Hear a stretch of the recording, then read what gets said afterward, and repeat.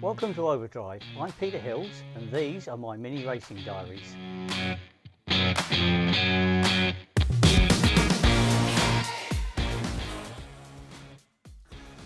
Okay. Last time I fitted the engine to the car with my new subframe and started up the engine for the first time this year. There's still a lot to do on the car.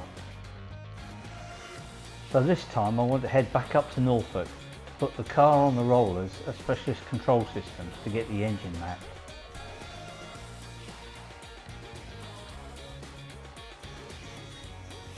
I haven't done a lot of filming over the last couple of days. A lot of the work we've been doing is just time consuming, doing all the plumbing for the oil coolers and the water systems. It just takes time and there's no point in filming it.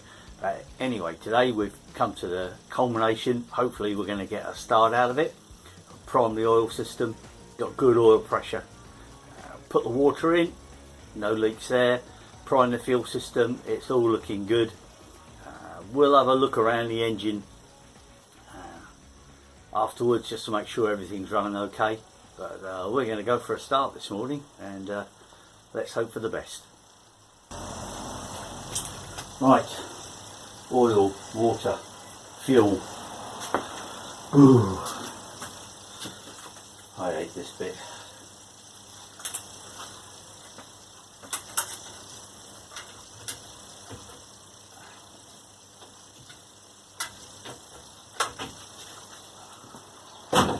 Make sure everything's working nicely. It's connected, everything's plugged in. Right, okay, here we go.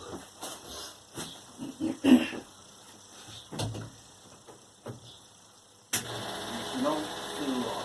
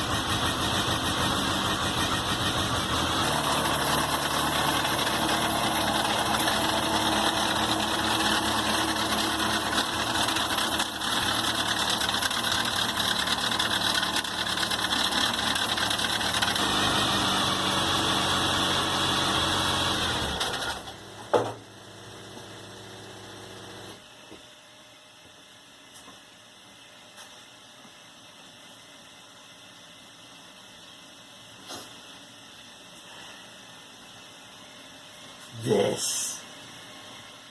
Well, that was a relief. Now the car will do with a bit of a tidy up after that enforced layup. So the first job is to sort the interior and put the doors back on. I started by giving everything a good vacuum clean and then I wiped down while it was pretty sparse. Nothing too special for dusting it down, it's a race car after all. Just a bit of spray lube to help prevent rusting when the rain gets in, and then some standard car interior cleaner. Now it's time for the harness. Shoulder straps in first and then the lap and crutch straps, not forgetting the split pin to secure the belt latches. Once the belts are in and secure, in goes the seat. I've removed the base cushions to make it easier to pull the crutch strap through, something you'll notice I get wrong the first time. Securing a seat in the Mini isn't easy. The standard floor isn't really strong enough for the side mounts, even with reinforcing adding to the floor. So for racing, a welded in frame is ideal, and then the side mounts bolt to that. Now it's the time to replace the seat cushions to make sure the straps are set right. I also use a bit of bungee cord on the lap straps to hold them out the way so it's easy to get in the car. And finally the doors go back on and it starts to look more like a Mini. Now it's time to repeat the journey we made in December and drive back up to Norfolk. We're visiting Specialist Control Systems. They supply the engine control units for the Specialist Component 16 valve conversion, so they know the software intimately. I can't think of a better place to get the engine absolutely spot on. Fortunately for you, we've done this in time lapse. It was a 6-hour journey towing the Mini. So we're on the rollers at SCS, with the car strapped down nice and tight. We're having to run 12-inch mini wheels and road tyres, as the 10s are just too small and you can have problems with slicks on the steel rollers. I've also had to raise the suspension at the front so that the body doesn't catch on the floor. What they are now doing is ensuring that the fueling is absolutely spot on, tweaking the amount of fuel going in for a specific throttle and RPM setting, ensuring it's not too lean or over rich by using a lambda sensor in the exhaust. Once all this is done, it's time to chase any little gremlins in the map, ensuring a smooth as possible transition on the throttle.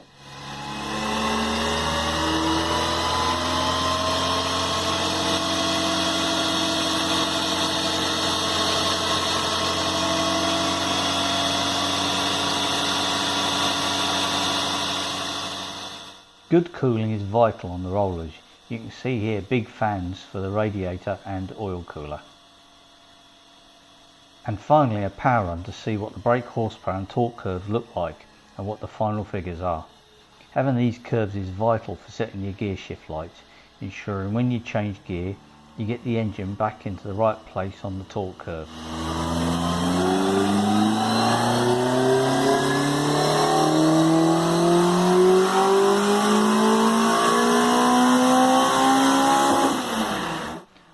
Everyone wants to know what the final brake horsepower figures are, but I'm not going to disclose them here.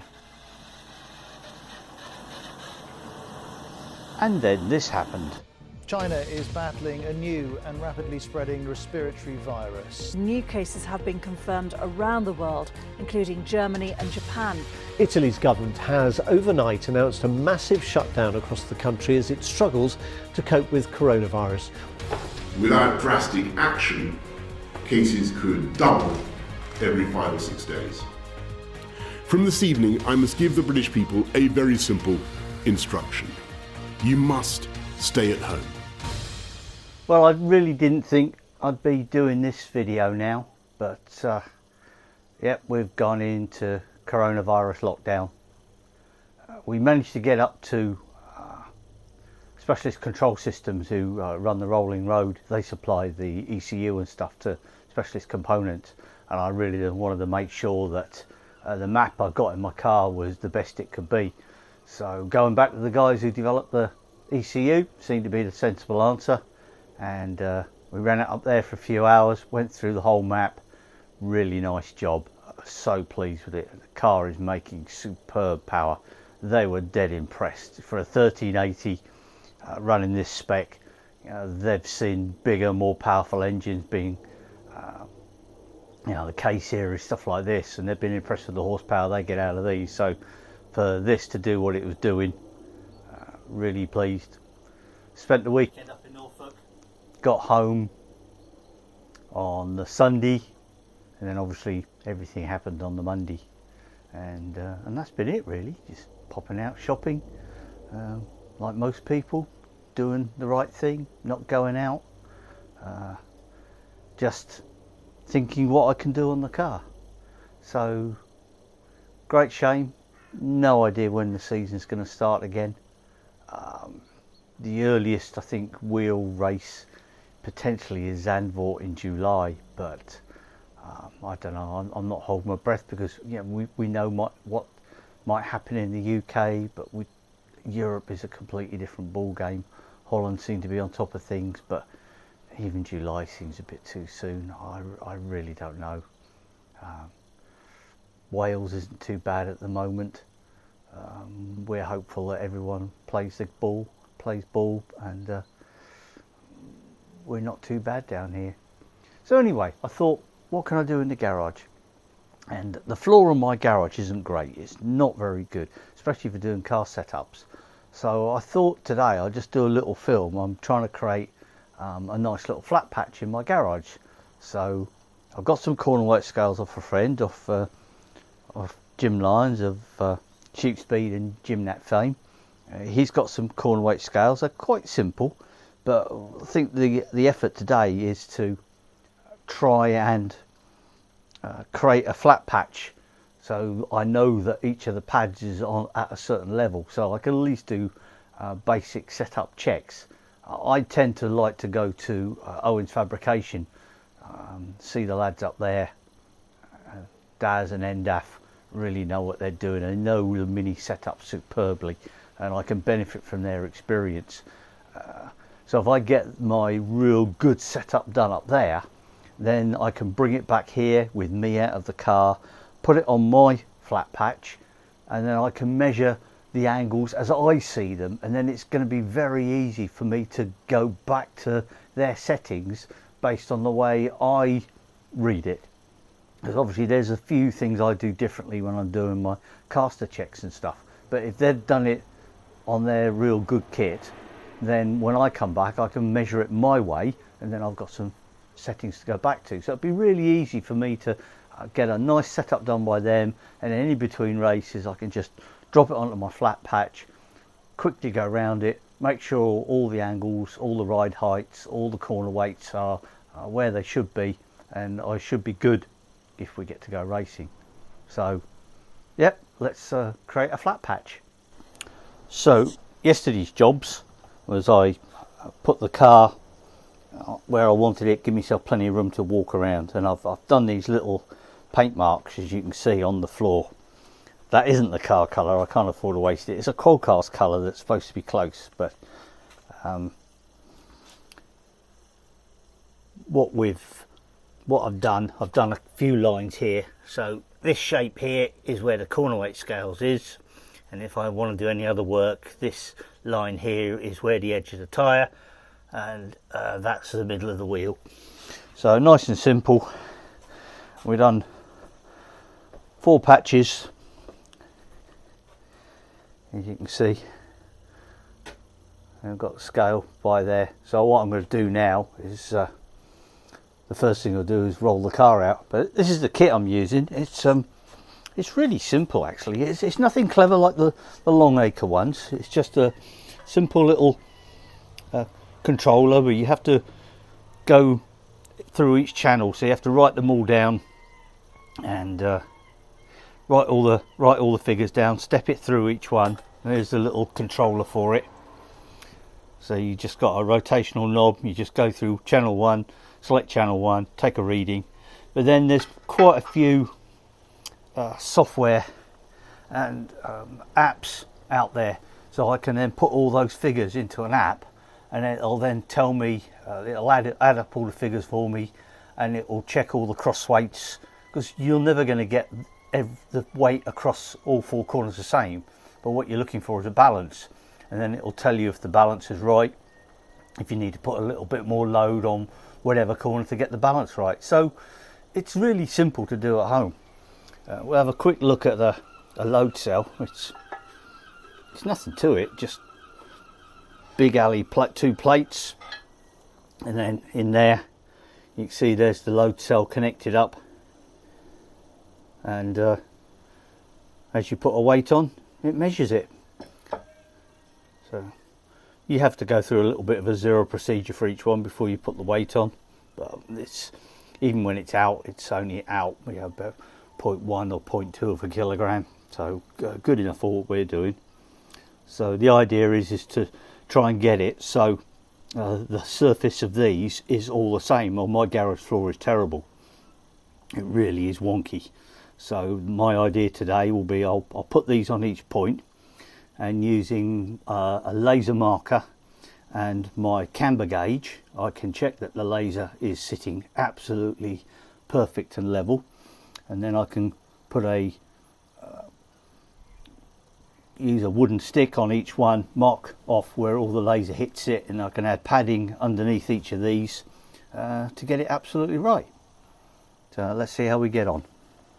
Okay, so what I've done, I've got a builder's level, as you can see here,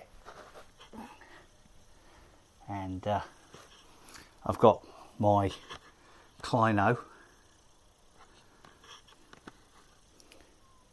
What we're looking at is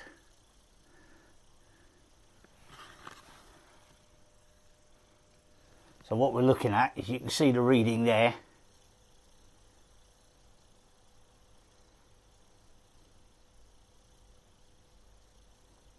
So we're just trying to zero that.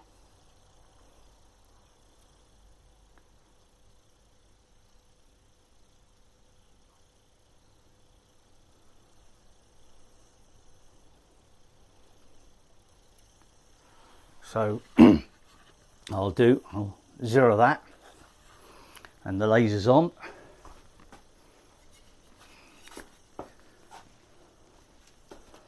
And then put a stick here, try and catch the laser if it's on. Oh, there it is. So you can see just by my finger there is a dot. So what I'll do, I can't do it now obviously because I'm filming, but I'll mark that dot, and then I'll do the same. I'll swing it onto another leg, zero it again, and mark it, and then I can see how far out and what packers I need to bring the heights up on these. Okay, so we've been round. I've pointed the laser at each pad. You can see that one's there. Made sure my camber gauge on the top was 0 at each time, and what we've come up with is a set of marks on the piece of wood. So front, left, right, rear.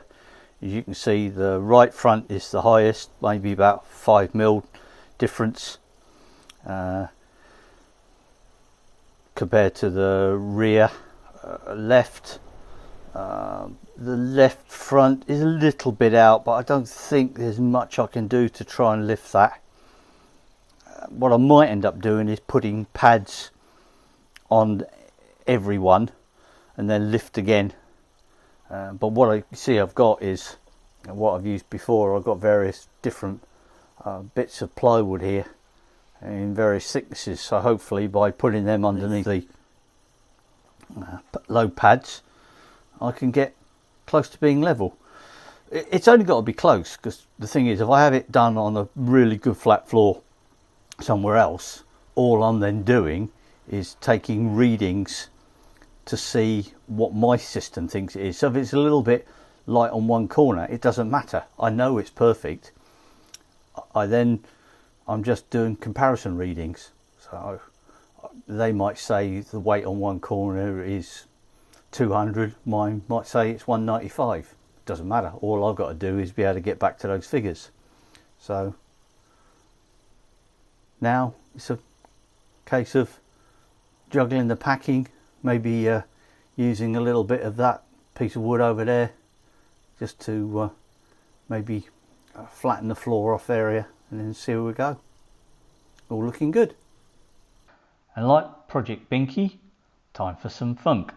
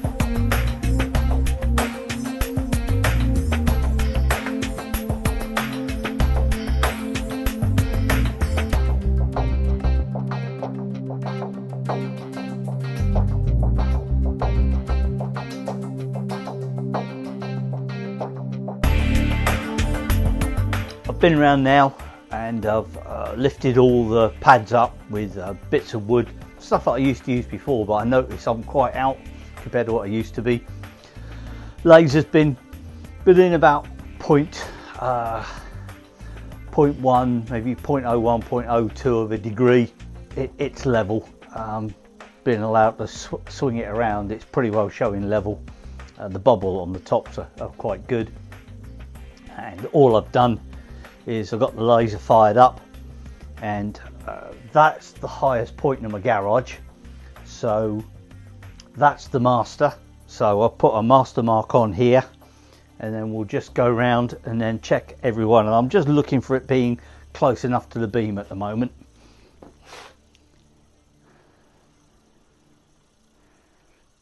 Surprising what you can adapt to do jobs like this. So good old builder's level.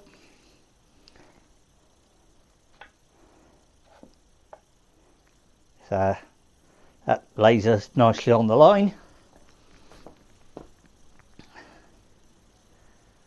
Swing that round to here. Just put some weight on it just to make sure it's staying where it should. And that's just below it.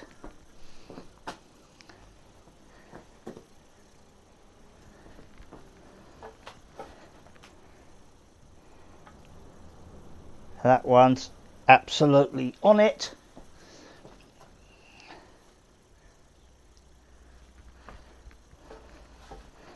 And swing that back a bit.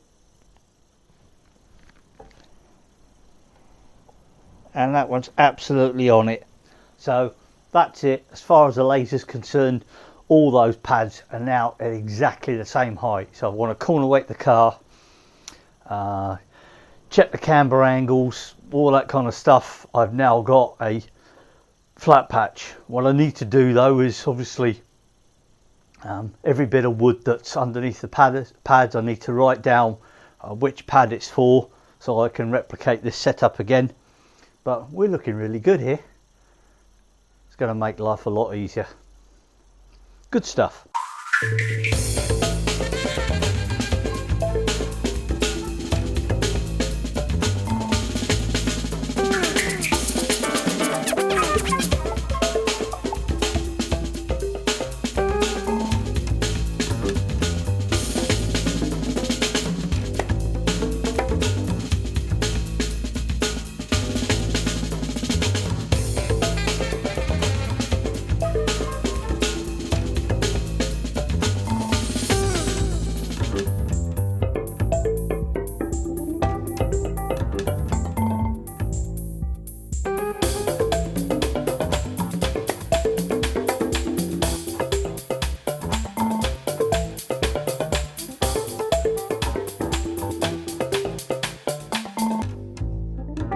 So if you've seen from the time lapse, we've got the car on the pads now.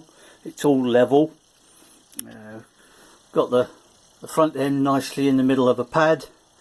And what we've also done is I've just put don't know if you can see it very well, but I've just put a string line down the side, because obviously one of the things you do with a race car is you've got to set your ride heights. And we do that by using the sill on the side here with a Mini. So set the side like that to the ground. So obviously when it's on up in the air like this for the flat patch, I can't get a level. So I put a string across the between the two. So I've got string starts there, as you can see, it goes all the way back to here, and I can then just drop a ruler down. And really simple. I can demonstrate that. So I can just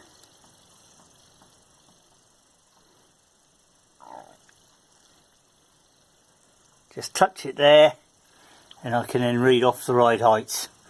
And currently that's way out. But it's an easy way of doing it. I can set it up.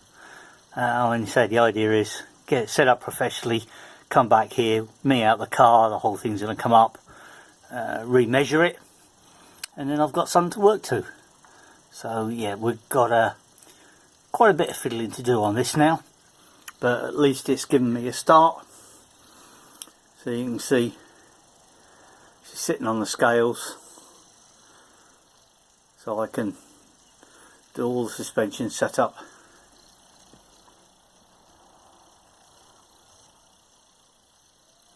Just measure the angle, so I can now measure my camber. I've got a nice little camber gauge which I can use to,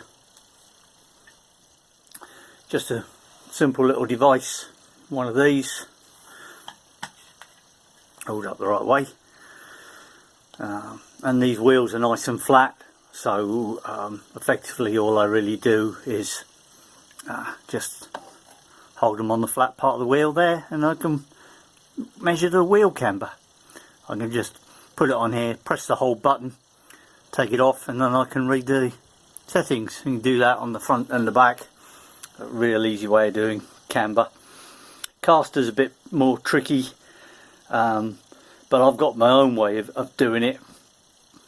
It doesn't match the professional way of setting it up, but if I get it set up first, and then all I've got to do is do it my way and take my readings, and then yeah, it might be a couple of degrees out, but at least I can then say, right, well, they said 4, mine says 7, so I've just got to keep it checking back to that. Really easy, eh? Sorry folks, I must apologise for the camera exposure on this bit of time lapse. I really didn't get it right, but you can get the gist of what we're getting up to.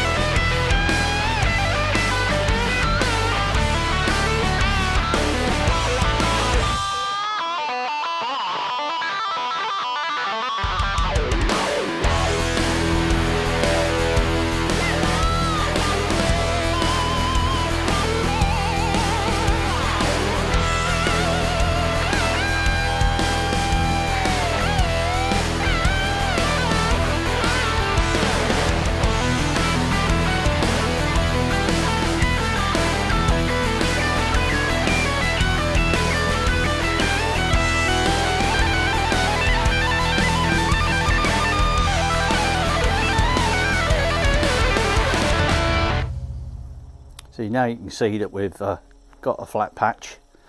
I'm using the corner weight scales because they're giving me a nice level. You can't do tracking on this. I'll have to drop that back on the ground to check that, but at least I can check all my corner weights. I can do all my caster and camber on these, and at least I now know it's flat. There's been quite a discrepancy on this floor. It's quite way out in places. what I haven't done here at the moment is connected all up, so you can see the cables here. I haven't bothered with the corner weights. All I'm really interested in the moment is just getting the ride heights done.